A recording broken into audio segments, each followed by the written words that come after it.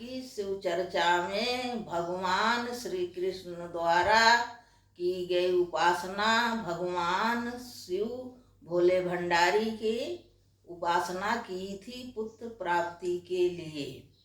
यह बात कूर्म पुराण में बताई जाती है। यह कथा कूर्म पुराण से ली गई है। मैं आज यह शिव चर्चा में सबको सुना रहे हैं। मेरे प्रिय दर्शकों, आप लोगों को प्रसन्न लगे तो मेरे सास बहू चैनल को लाइक कीजिए, सब्सक्राइब कीजिए। ओम नमः शिवाय। ओम नमः शिवाय। ओम नमः शिवाय। ओम नमः शिवाय। ओम नमः शिवाय। वैसे तो विष्णु जी द्वारा शिव की उपासना सतत होती रही है। रामावतार में जब त्रेता लगा हुआ था, त्रेता युग में जगत प्रसिद्ध है, भगवान श्री राम ने शिव की उपासना की और रामेश्वर में लिंग की स्थापना की, विधिवत पूजा किया।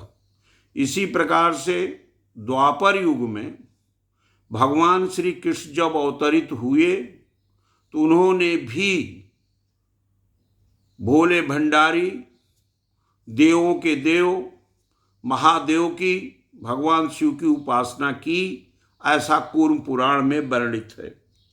एक बार की बात है,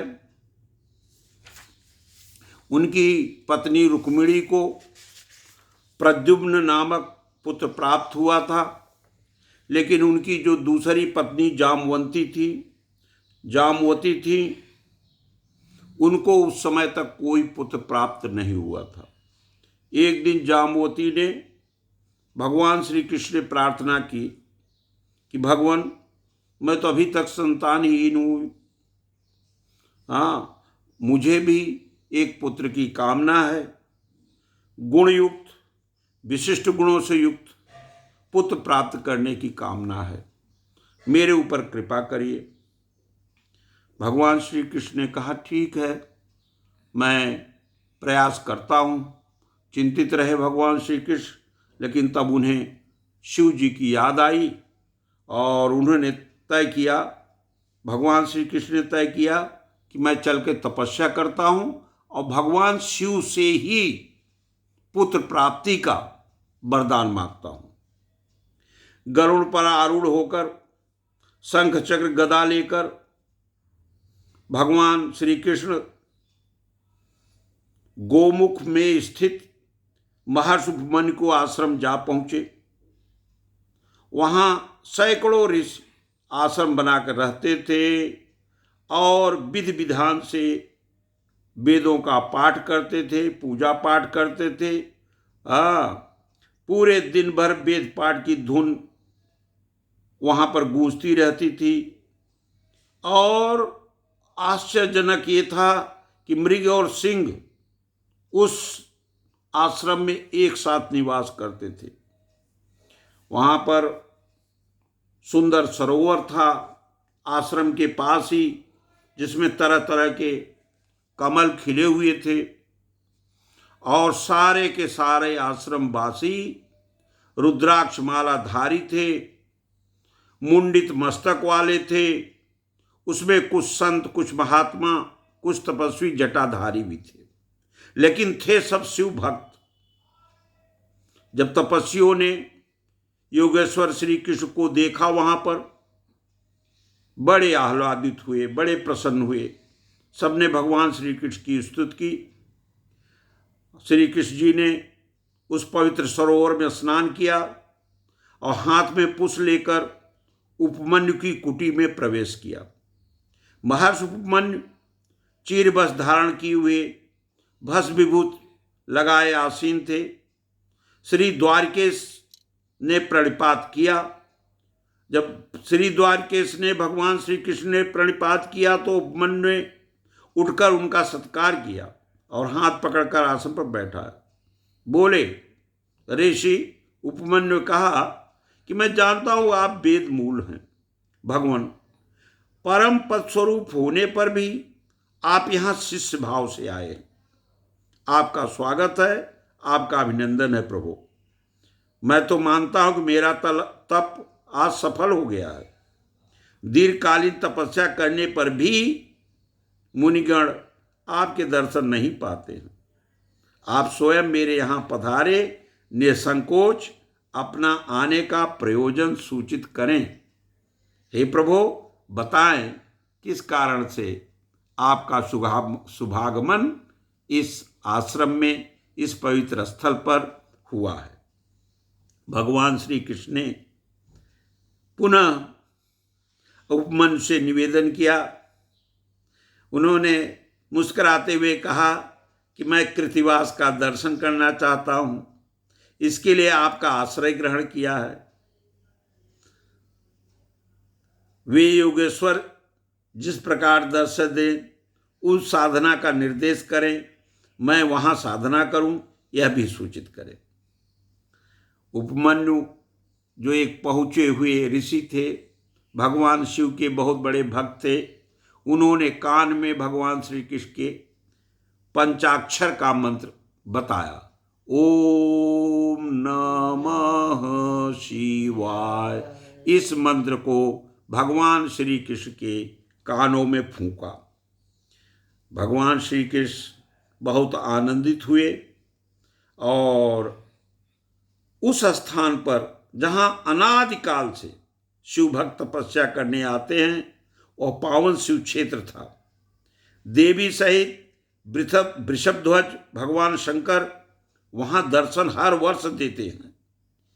यह स्थान उनकी क्रीड़ा भूमि है।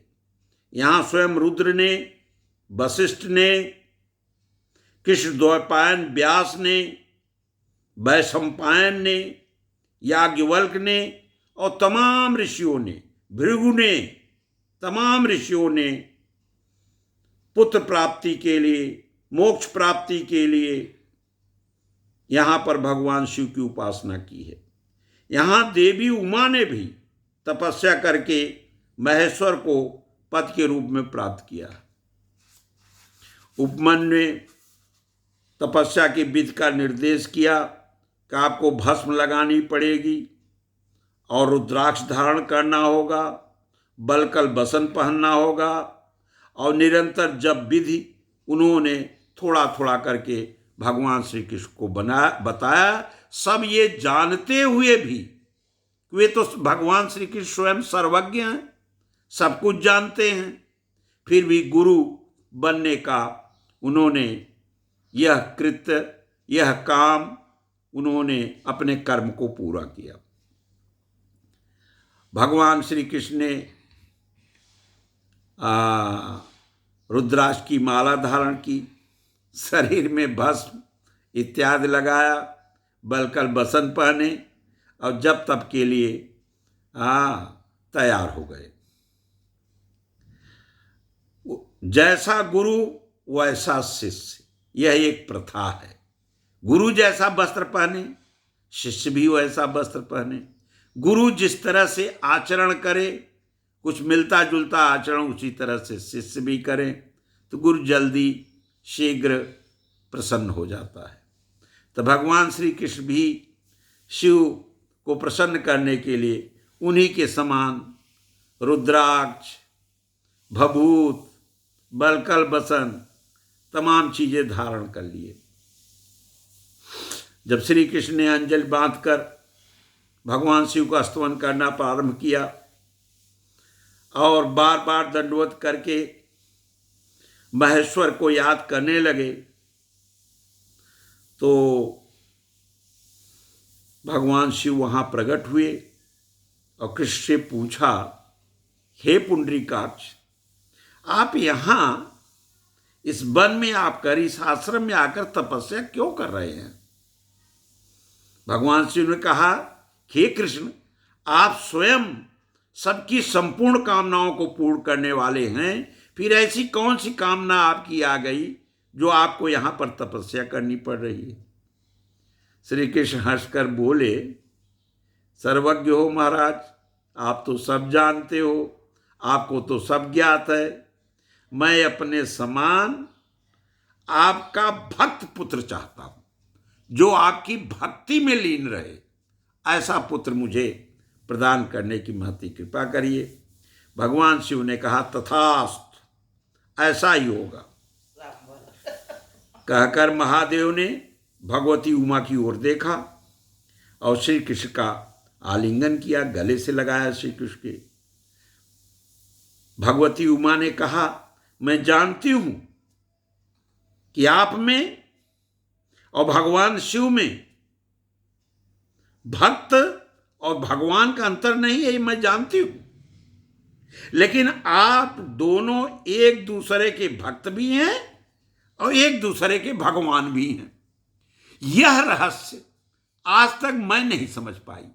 कभी आप उनकी पूजा करने लगते हो, कभी वो आपकी पूजा करने लगते हैं, कभी आप उनके भक्त बन जाते हो, कभी वो आपके भक्त बन जाते हो, और आप दोनों की माया आप ही दोनों जानो। लेकिन मैं भी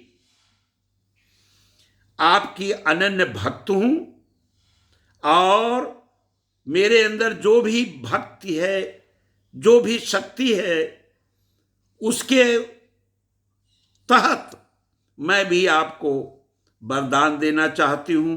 आप सर्वज्ञ हो, आप सर्वेश्वर संपन्न हो, आप ज्ञान स्वरूप हो, आप में शिव के प्रति अविचल भक्त हो, आप भगवान शिव के सबसे बड़े भक्त बने।